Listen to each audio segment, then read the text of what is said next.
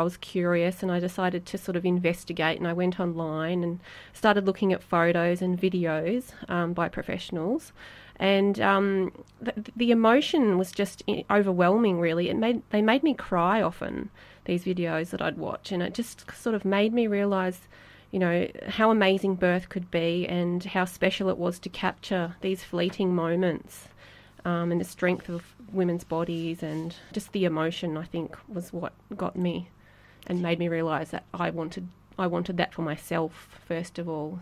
Birth was always something that happened behind closed doors, and it's interesting to hear you say how afraid you were, but how looking at the images of other women doing it had you thinking, firstly, not only, oh, maybe I can do this too, but it's actually an amazing transformation and I want a bit of that. Yeah, exactly. One of my sisters, when she was preparing for her second birth, her first birth was a very medicalised process and she wanted to have a more natural birth the next time round, and she watched a film called The Art of Birth that's got 4 different births in it, and she particularly connected with one of the women who incidentally kind of looks a bit like her. So I think she could just kind of visualise herself doing that and birthing in that way. And she went on to do exactly that. Wow.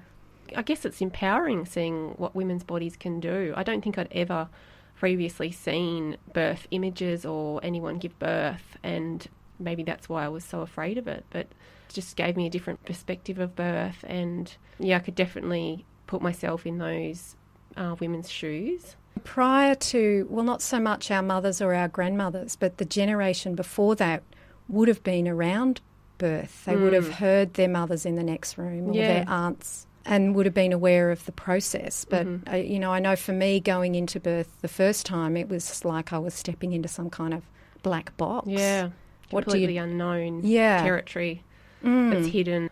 There also seems to be something going on here where women are wanting to show that they're giving birth, that it's not being done to them. Yeah. And they're actively engaged actively engaging in it. You know, maybe this is sort of helping any movement towards having more women involved in the design of their maternity services. Yeah. I'm finding through discussions online with other birth photographers that normalising birth for women, and it's allowing them to see different options that are available to them that they might not have explored before. I remember someone commented on one of my images before, why is this lady giving birth in water? Like they had never even contemplated it before. I think it was a man, actually. The thing too about this sort of active engagement in the process, it also actually aligns with health safety research around the world, which shows that when any patient, including women who are using maternity services, when anyone is actively involved in their care, they get much better outcomes and they're happier with the result, however it turns out. Luna also found the small amount of unprofessional footage she had for her first birth very supportive for preparing for her second birth. What kept me strong my second time around was actually looking at the first pictures that I had that were blurry and terrible, but that kept me thinking, yes, I can do this and I'll do it better this time. And everything went beautiful the second time around, and I still look back at them. It's like, oh my God, it's such a beautiful thing. I would do it again. I believe that looking at other women's birthing photos is good to know, well, if she can do it, I can do it. But there's nothing more empowering than looking at your own pictures and knowing that you yourself can do it. Anita also found her footage from her first birth helpful for preparing her child for the arrival of her new baby. At the end of my pregnancy, with my second baby, my toddler, who not even 2.5, every single morning she would wake up and ask me to watch the video of when she was born. So each morning, probably for the last month of my pregnancy, would snuggle together and watch her little 10-minute video of when she was born. So I think that really helped to prepare her for, to know what was going on. that, you know, a baby would be coming home soon and this is the process, and we've gone through it with her and now we're going to do it again. And just also for my daughters to grow up, you know, we've done so far the tradition that we'll watch the birth video on each of their birthdays each year. So we've done that with our eldest. And I think just for them to be able to grow up knowing how normal birth is, how beautiful it is, and that it should be something to be celebrated and not feared, I think that's a really nice gift to pass along as well. That's a gift that my mother passed on to me, and probably why I am a midwife, because birth was so normal. And, you know, something that she talked about that really empowered her and she loved it. Social attitudes to photographing birth, as we say, have changed enormously in recent years. Here's a comment from Rhiannon. I'm glad it's kind of become a trend in a way, because I know my grandparents are a bit funny about it, saying, "Oh, you're having a photographer there for the birth." And I went, "Yeah, of course I am. You know, why wouldn't I? It's no different to your wedding day. It's better than your wedding day. Your baby is entering the world to taking their first breath, and that's pretty priceless."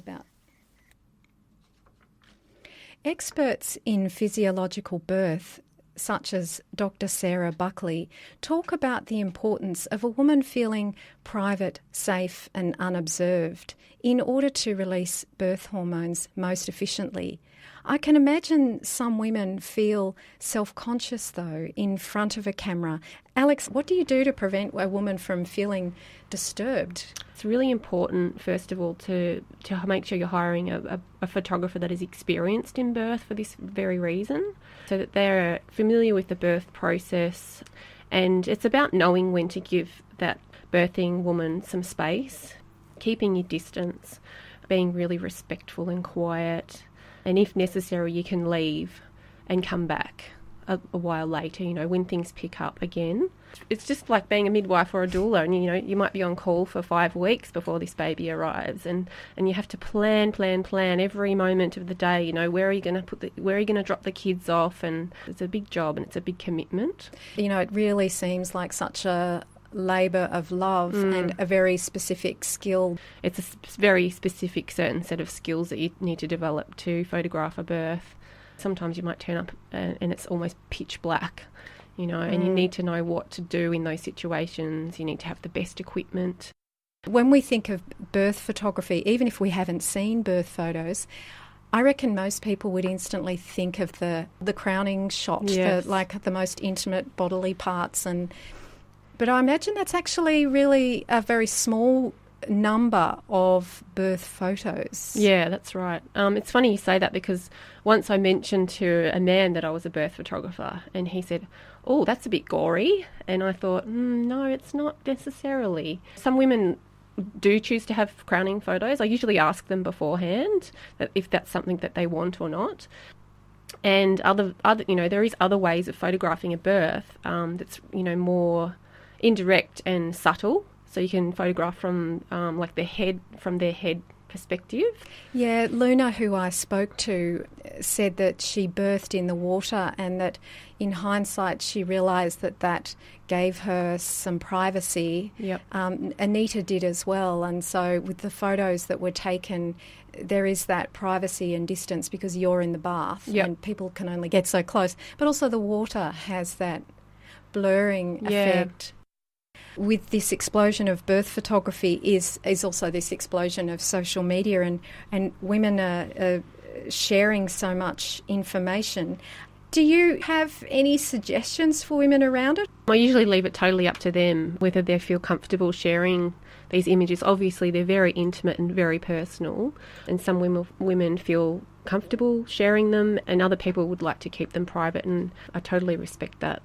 Here's firstly Anita on the subject. As a midwife, I see the women that push out a baby and then quick, get my phone, I've got to post it on Facebook. I think it's very each to their own. Like, we can't deny how much social media is a part of our life. I think it's just what the women feel comfortable with. But, you know, obviously skin to skin, breastfeeding, all of that stuff should very much come first. I guess I've got photos that I've posted on my social media straight after the birth where I'm holding my babies in the bath.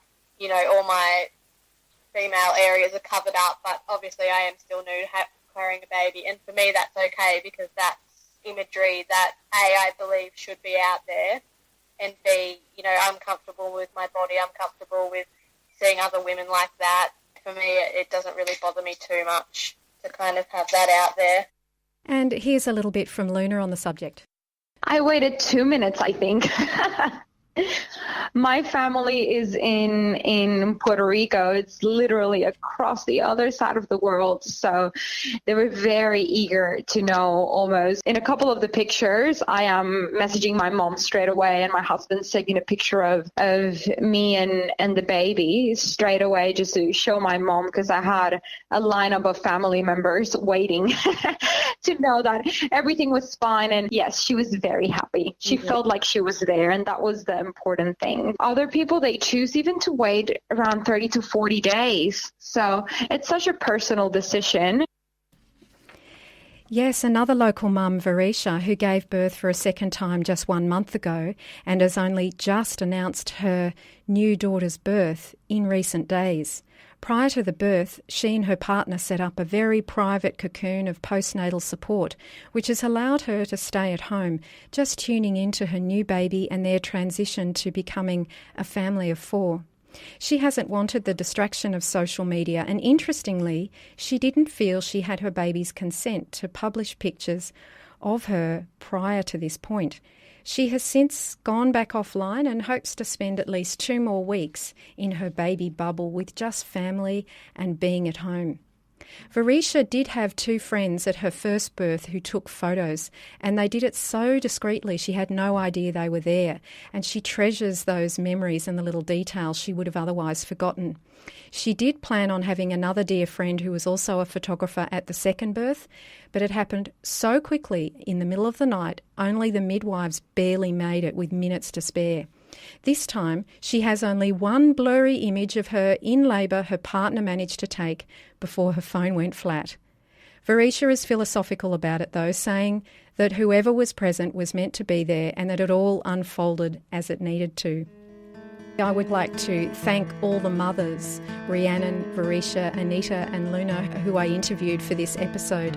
They are all very busy in the job of raising young children, yet found the time to speak with me. We'll see you next week.